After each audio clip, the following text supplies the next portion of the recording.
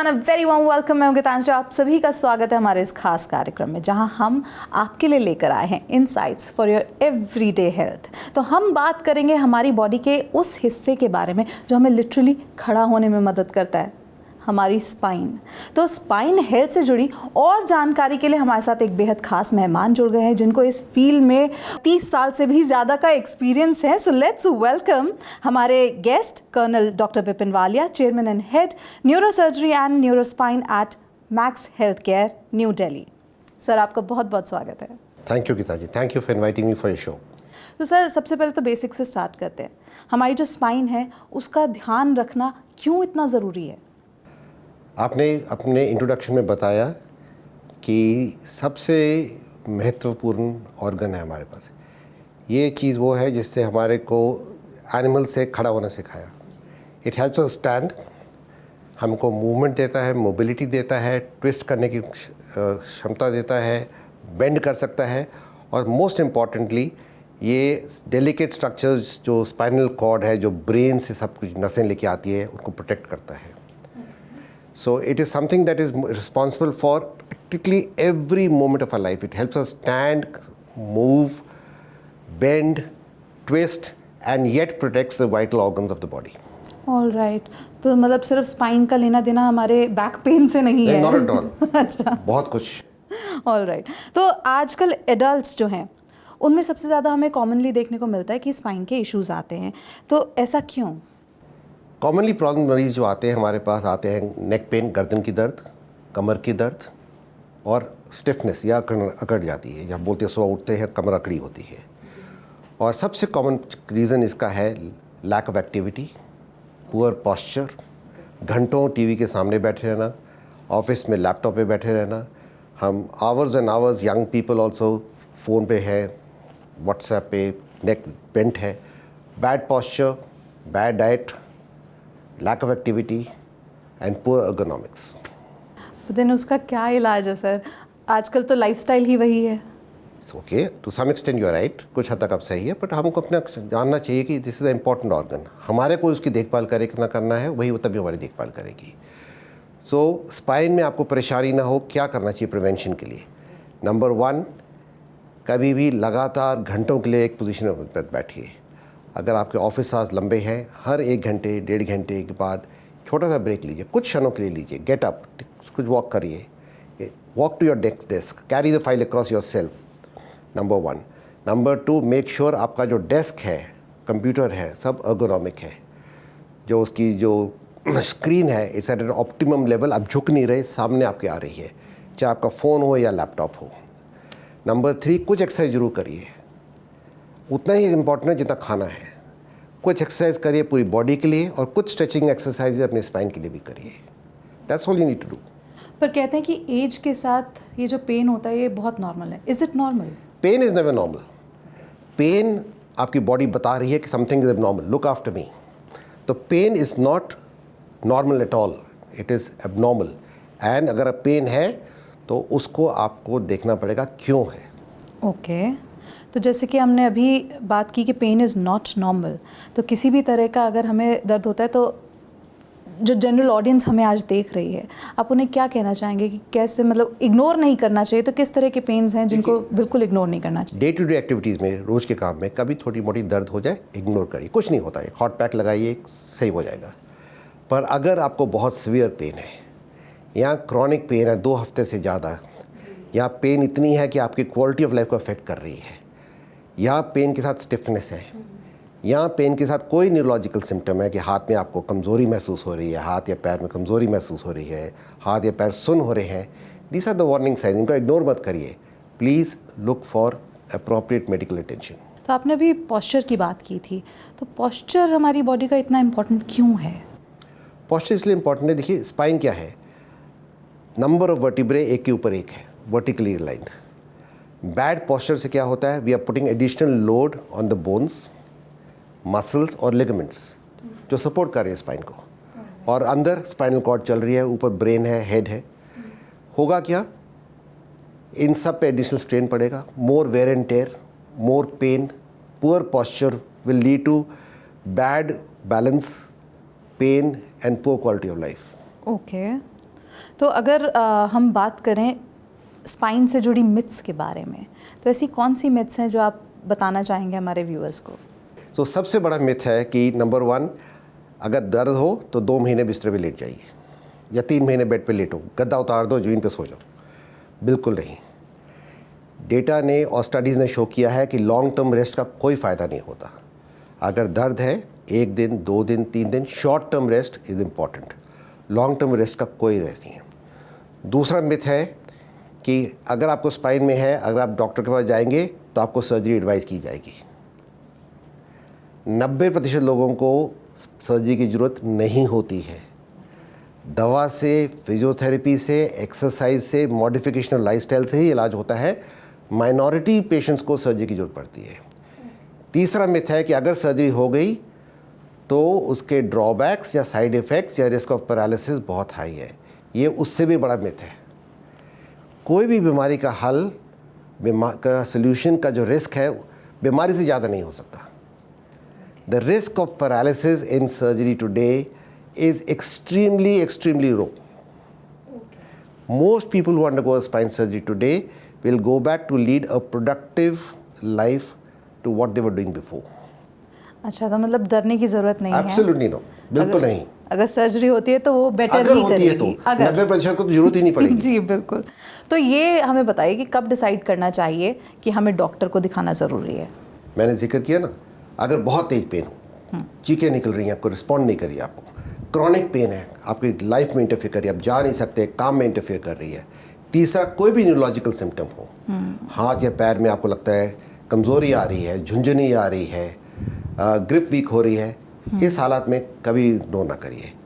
Thirdly, अगर back pain के साथ कोई भी यूरिनरी सिम्टम हो, यूरिन की आपकी धार कमज़ोर हो रही है या यूरिन इनकॉन्टिनेंस के लीक कर जाता है, उस सिचुएशन में भी इग्नोर मत करिए। Please look for medical attention straight away. Okay, मतलब ज़रा भी कुछ एबनॉर्मल लगे तो स्ट्रेट अवे डॉक्टर के पास जाना, न्यूरोलॉजिकल खासकर। All right. और अगर हम बात करें स्पाइन से जुड़ी और तकलीफ़ों के बारे में, तो किस किस तरह की प्रॉब्लम्स जो हैं वो सामने आती हैं? A common problem is slip disc. हम आजकल बहुत देखते हैं, यंगस्टर्स भी आते हैं, जिम जाते हैं, बैड एक्टिविटीज़ वगैरह। Slip disc can cause local back pain भी हो सकती है। अगर वो नस को दबाए तो हम टांगों में दर्द जाती है, जिसे हम शियाटिका बोलते हैं। शियाटिका के साथ कमज़ोरी आ सकती है, पैरालिसिस आ सकता है, पर दूसरा रेयर, कॉमनली नहीं होता, पेन होती है। एंड अगर इसको कंफर्म करना है तो you have to meet a spine doctor, which can be an orthopedic doctor और a neurosurgeon who is looking after spine. वो आपको एग्जामिन करेंगे, शायद एक MRI मांगेंगे टू कंफर्म द डायग्नोसिस।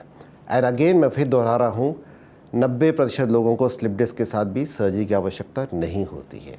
वो दवा से ही मैनेज होते हैं, फिजियोथेरेपी से मैनेज होते हैं और मॉडिफिकेशन ऑफ लाइफस्टाइल से मैनेज होते हैं। तो यानी घबराने की ज़रूरत नहीं है, डॉक्टर के पास सबसे पहले जाइए। बिल्कुल नहीं। ओके, तो अगर हम बात करें अर्ली डायग्नोसिस की, तो हाउ हेल्पफुल इज़ इट? जितनी जल्दी करेंगे, you will nip it in the bud, ऐसे से जितना जल्दी डायग्नोसिस होगा उतना ही अच्छा बेहतर इलाज होगा। आप प्रिवेंट कर सकेंगे कि डिजीज़ बढ़े ही नहीं। बिल्कुल। तो मतलब ज़रा भी अगर देरी होती है, तकलीफ हो तो ज़रूर जाइए टू डॉक्टर। तो अगर हम एजिंग की बात करें तो वो हमारी स्पाइन को स्ट्रक्चरली और फंक्शनली किस तरह से अफेक्ट करता है? सो जैसे हमारी उम्र बढ़ती है तो पहली चीज़ होती है कि जो डिस्क्स होती हैं वर्टिब्रे के बीच में, they lose water and they lose become less in height कम हो जाती है। इसीलिए इंसान जैसी उम्र बढ़ती है, इंसान की हाइट कम होनी शुरू हो जाती है। उसके साथ साथ जो हमारे लिगामेंट्स होते हैं वो अकड़ने शुरू हो जाते हैं, स्टिफ होने शुरू हो जाते हैं और थिक होने शुरू हो जाते हैं। उसका 2 नतीजे होते हैं, एक तो बॉडी की मूवमेंट्स या स्पाइन की मूवमेंट्स कम हो जाती हैं, और इसीलिए मैंने कहा था कि प्रिवेंशन के लिए हमारे को शुरू से ही स्पाइन को एक्सरसाइज करके रहना चाहिए कि स्पाइन की मोबिलिटी मेंटेन रहे। पर अगर आगे बढ़े या प्रोग्रेस करे तो ये लिगामेंट्स इतने बढ़ जाते हैं कि ये जो अंदर स्पाइनल कॉर्ड जिसका मैंने जिक्र किया था, या नसों को दबाना शुरू कर देते हैं। उस परिस्थिति में क्या होता है कि इंसान को लंबा चलने में या स्टैंड करने, खड़े होने में दिक्कत परेशानी आती है। तो मरीज़ आके बोलता है कि सर मैं पिछले साल या 5 साल पहले 5 किलोमीटर चलता था, फिर 4 हुआ, फिर 3 हुआ, अभी मुझे कुछ 10 मिनट के बाद भी बैठना पड़ता है। या मैं किसी फंक्शन पे जाता हूँ, शादी पे जाऊँ, मुझे कुर्सी ढूंढनी पड़ती है। या लेडीज़ आके बोलती है हमें कुकिंग करनी मुश्किल, हम खड़े नहीं हो पाते। इस परिस्थिति में अगर हम MRI करते हैं तो हम देखते हैं कि नसें जो दबी हुई हैं, और इस बीमारी को हम कैनाल स्टेनोसिस बोलते हैं, लंबर कैनाल स्टेनोसिस। और this effects the quality of life, because आप कर नहीं सकते कुछ। आप कहीं जाओ तो आपको एम्बेरस्ड हो, आप बाहर जा रहे हो तो आप कुर्सी ढूंढनी है, आप सैर करने जा रहे हो आपको बैठना पड़ता है, घर का काम नहीं कर पाते, effects your quality of life. और अगर क्वालिटी ऑफ लाइफ ज़्यादा इफेक्टेड हो तो फिर इस बीमारी के लिए सर्जरी की आवश्यकता पड़ती है। अच्छा, और अगर हम एल्डरलीज़ की बात करें तो उनमें हमें क्या क्या इश्यूज़ देखने को मिलते हैं स्पाइन से जुड़े? तो एक तो मैंने आपको जिक्र बताया अभी कि लंबर कैनाल स्टेनोसिस या नैरोइंग होती है। सेकंड एक बीमारी है which is very common, is called osteoporosis, जिसमें जो कैल्शियम कंटेंट के कारण बोन्स वीक होनी शुरू हो जाती हैं आफ्टर सर्टेन एज, और ये लेडीज़ में in the post menopausal age group ज़्यादा कॉमन होता है। तो इस रिकमेंडेड है कि पोस्ट मेनोपॉजल एज ग्रुप में एक बोन डेंसिटी होना चाहिए लेडीज़ का, कि देखने के लिए अगर बोन्स वीक हो रही है तो उसकी दवा शुरू की जा सके। कैल्शियम की रिक्वायरमेंट बॉडी में बढ़ जाती है तो आफ्टर द एज ऑफ 50 कम कैल्शियम सप्लीमेंट्स लेने चाहिए हमारे को। अगर बोन डेंसिटी वीक हो गई है, जिसे हम ऑस्टियोपेनिया या ऑस्टियोपोरोसिस की दवा लेनी चाहिए। एक और मिथ है कि अगर ऑस्टियोपोरोसिस के कारण फ्रैक्चर्स हो जाते हैं, स्पाइन हड्डी टूट जाती है, कंप्रेशन फ्रैक्चर्स, और पुराना ट्रीटमेंट होता था कि हम ऑस्टियोपोरोसिस का फ्रैक्चर है, आप एक बेल्ट लगाइए और 2 महीने बिस्तर में लेट जाइए। मैंने पहले मेंशन किया था कि बेड रेस्ट का कोई रोल नहीं है। एक हाल पे हम कह रहे हैं कि ऑस्टियोपोरोसिस प्रिवेंट करने के लिए इंसान को एक्टिव रहना चाहिए, एक्सरसाइज करनी चाहिए, और दूसरे हाल पे हम बोल रहे हैं आप लेट जाइए 2 महीने, ऑस्टियोपोरोसिस और ख़राब हो जाता है। सो आजकल बहुत मिनिमली इन्वेजिव ऑप्शंस आ गए हैं ये ऑस्टियोपोरोटिक फ्रैक्चर्स के लिए, जो किए जा सकते हैं, और 90 से 95% people have total pain relief with in 24 hours of the procedure. कोई बेल्ट की ज़रूरत नहीं है, कोई ब्रेसिंग की ज़रूरत नहीं है, आप वो प्रोसीजर कराइए एंड आप चलते फिरते रहिए। मैं वही जानना चाह रही थी कि what are the emerging technologies in spinal treatment? Spine में बहुत इंप्रूवमेंट आई है। द लास्ट 30 ईयर्स बहुत डेवलपमेंट हुई है और डेवलपमेंट हो भी रही है। एक तो है कि we have to give better outcomes with least discomfort to the patient. So what has come in is minimally invasive spine surgery. तो जो हम पहले बड़े बड़े इंसिजन्स के बाद स्क्रूज लगाते थे, हम वो छोटे स्क्रूज के डाल सकते हैं। Robotic surgery has come in, endoscopic surgery आ चुकी है। अगर एक डिस्क सर्जरी हो, सुबह हो सकती है सर्जरी, शाम को इंसान चलता हुआ घर जा सकता है। Can go back to work in 3 days, और active lifestyle like even sports और वेट लिफ्टिंग और जिम 4 weeks। स्पाइनल सर्जरी के बाद? स्पाइनल सर्जरी की बात कर रहा हूँ। डिस्क सर्जरी अगर हम एंडोस्कोपिक करते हैं तो सुबह एडमिट होके सर्जरी करा के शाम को इंसान चलता हुआ घर जा सकता है, वाह, जो पहले सोच भी नहीं सकते थे। तो वही मैं बता रहा हूँ कि बहुत डेवलपमेंट्स आ रही हैं। फोकस इसी पे है कि क्विकर रिटर्न टू वर्क कोई अफोर्ड नहीं कर सकता आज के ज़माने में कि 2 महीने बेड रेस्ट करते रहें। हर एक को है कि मैं जल्दी ठीक हूँ और काम पे वापस जाऊँ, बिजनेस पे जाऊँ, व्हाटएवर इट इज़, या मैं गेम पे जाऊँ, whatever. So focus is now on minimally invasive spine surgery, robotic surgery. फिर स्पाइनल कॉर्ड स्टिमुलेशन भी आ गई है एक टेक्निक कि अगर आपको पेन हो या कोई ब्लैडर कंट्रोल पुअर हो, आपकी स्टिमुलेशन करके आपकी पेन रिलीफ की जा सकती है या ब्लैडर कंट्रोल किया जा सकता है। और बहुत रिसर्च चल रही है स्पाइनल कॉर्ड इंजरी के ऊपर, न्यूरोलॉजिकल डिसऑर्डर्स के ऊपर। दुनिया में सबसे ज़्यादा रिसर्च आजकल इसी पे हो रही है कि अगर इंजर्ड स्पाइनल कॉर्ड हो उसको कैसे रिकवर किया जाए। और कितने एडवांसमेंट्स हमें देखने को मिल रहे हैं। हाँ, पर उस एरिया में अभी भी बहुत कुछ, we have long way to go. Alright. So जैसे मैंने कहा था कि जो जितनी भी जो इनोवेशंस आ रही हैं स्पाइन में, उन सब का एक ही एम है कि इंसान जल्दी से जल्दी ठीक हो सके और अपने नॉर्मल लाइफ जो पहले करता था बीमारी होने से पहले वो लीड कर सके। चाहे वो काम की बात कर रहे हों, चाहे हम गेम्स की बात कर रहे हों, या हम लाइफस्टाइल की बात कर रहे हों। Quicker return to work, quicker return back to life. तो अगर हम बात करें स्पाइनल इश्यूज से जुड़ी, ये हमारी क्वालिटी ऑफ लाइफ को किस तरह से अफेक्ट करते हैं, साथ ही हमारी मेंटल हेल्थ को कैसे अफेक्ट करते हैं? देखिए, अगर मैं कुछ काम नहीं कर पा रहा हूँ, अगर मैं डिपेंडेंट हो गया किसी भी हालत पे, it will lead to depression.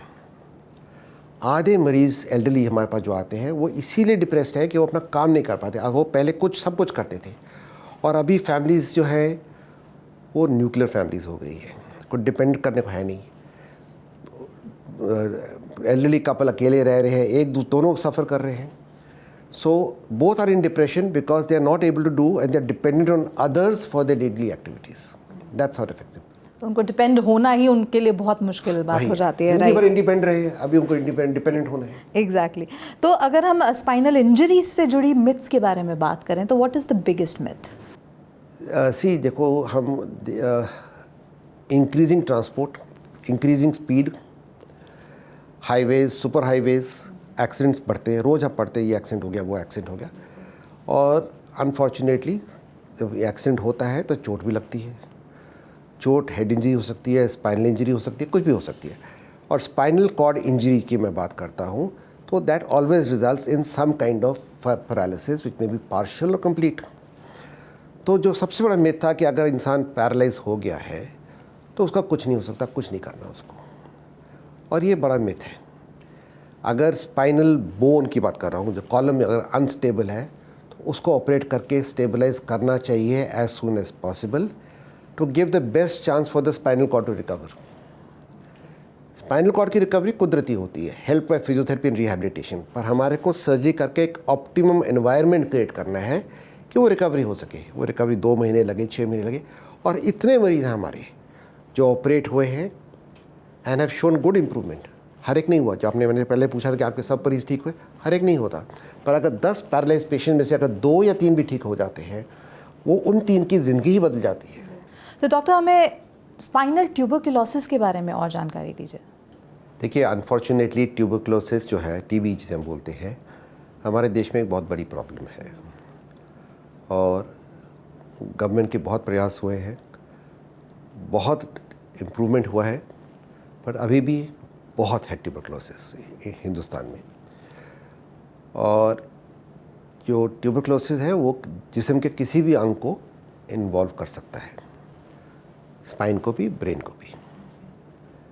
जब स्पाइन को इन्वॉल्व करता है तो ये स्पाइन की जो हड्डियाँ होती हैं, वर्टिब्रे, उसमें स्टार्ट होता है, और मरीज़ को अक्सर पेन होती है, और पेन से आके बोलते हैं कि हमारे को पेन है मोर एट नाइट, रात को ज़्यादा होती है, लो ग्रेड फीवर हो सकता है, वेट लॉस हुआ है। तो अगर ऐसे कोई सिम्टम हो रहे हो कि बैक पेन, कमर की दर्द जो रात को ज़्यादा होती हो, पसीना ज़्यादा आता हो, बुखार लो ग्रेड हो, जिससे आपका वज़न कम हो रहा हो, तो आप ज़रूर मेडिकल अटेंशन सीख करिए। ट्यूबरकुलोसिस का इलाज चाहे स्पाइन का हो या कहीं का हो, खासकर स्पाइन की बात कर रहे हैं, मेडिकल ही है। और वो मेडिकल सिर्फ ये है कि अगर छाती का टीबी होता है तो हम 6 महीने करते हैं। बोन में क्योंकि पेनिट्रेशन ऑफ ड्रग्स स्लो होती है, कम होती है, तो वही इलाज जो है दवा का 12 से 18 महीने चलता है। सर्जरी का रोल टीबी में तभी आता है कि या तो हड्डी इतनी गल गई हो या कोलैप्स कर गई हो कि डिफॉर्मिटी आ जाए, या जो पस बन रही है या डिफॉर्मिटी जो है वो स्पाइनल कॉर्ड को प्रेस करके पैरालिसिस प्रोड्यूस कर रही हो। इन्हीं 2 कंडीशन में सर्जरी का रोल है। बट सर्जरी जो है इलाज नहीं है, इलाज तो मेडिकल ही है। Surgery is only dealing with the complication of the disease, कि अगर आपकी बोन कोलैप्स कर रही है या स्पाइन टेढ़ी हो रही है, उसको सीधा करना, और अगर वो स्पाइनल कॉर्ड को कंप्रेस कर रही है तो प्रेशर हटाना कि पैरालिसिस से आप रिकवर कर सकें। जो टीबी का इलाज है वो तो 18 महीने या 12 महीने जैसे आपकी प्रोटोकॉल है वो तो चलेगा ही चलेगा। मतलब दवाइयाँ ही इलाज हैं? एब्सोल्युटली। सर्जरी सिर्फ उस स्टेज में आपको ले आएगा। 2-3 परिस्थितियों के लिए। All right. तो क्या ऐसा की मैसेज है जो आप स्पाइन हेल्थ से जुड़ा हमारे व्यूअर्स को देना चाहते हैं? देखिए, मैं सबसे ज़्यादा ये कहूँगा कि स्पाइन एक बहुत इंपॉर्टेंट ऑर्गन है, इसको इग्नोर नहीं करना चाहिए, और ये आपको परेशान ना करे आगे भी जाके, बुढ़ापे में भी, जब आपको इंडिपेंडेंस आपको चाहिए, तो मेक श्योर आप एक हेल्दी लाइफस्टाइल मेंटेन करें। हेल्दी लाइफस्टाइल का मतलब डाइट हेल्दी होनी चाहिए, स्पाइन की आपकी एक्सरसाइज होनी चाहिए, और होल बॉडी की भी कुछ ना कुछ एक्सरसाइज रोज़ करनी चाहिए। कुछ समय दिन में आपको अपनी जिस्म के लिए डिवोट करना चाहिए, period. That's the most important message. तो जैसा कि आपने अभी मेंशन किया था जब हम बात कर रहे थे कि you have like 40+ years of experience as a doctor. मैं पहले आर्मी में था जी, तो I was served in the army for 21 years and then I joined Max, और मैक्स में मैं अभी 22 साल से हूँ। ओके। तो इस पूरी जर्नी में आपने किस किस तरह के ऐसे केसेस देखे हैं या पेशेंट्स देखे हैं जिनको बहुत तकलीफ रही और आपने उनका इलाज किया हो? देखिए, 43 years is a long time, और मेरा न्यूरोसर्जिकल एक्सपीरियंस itself 32 साल हो गए हैं एज ए न्यूरोसर्जन, एंड मैंने पूरा स्पेक्ट्रम ऑफ बीमारियाँ देखा है। इन द आर्मी मैं सियाचिन में भी था, मैं JNK में भी था एज ए न्यूरो सर्जन, जहाँ पे मैंने बैटल कैजुअलिटीज़ भी देखी हैं, इलाज भी किया है उनका। सिविल में जो अलग टाइप की बीमारियाँ आती है, कुछ आई थिंक पूरा स्पेक्ट्रम ऑफ डिजीज़ हमने देखा है और इलाज भी किया है। और सब क्योर भी हुए हैं? सब तो नहीं, पर vast majority yes. Vast majority, all right. तो thank you so much sir हमारे साथ जुड़ने के लिए, हमें स्पाइन से जुड़ी इतनी जानकारी देने के लिए, हमें बताने के लिए कि हमारी स्पाइन का ध्यान रखना कितना ज़रूरी है। Thank you so much for joining. Thank you, it's been absolute pleasure. तो इसी के साथ इस खास कार्यक्रम में बस इतना ही। इजाज़त दीजिए, नमस्कार।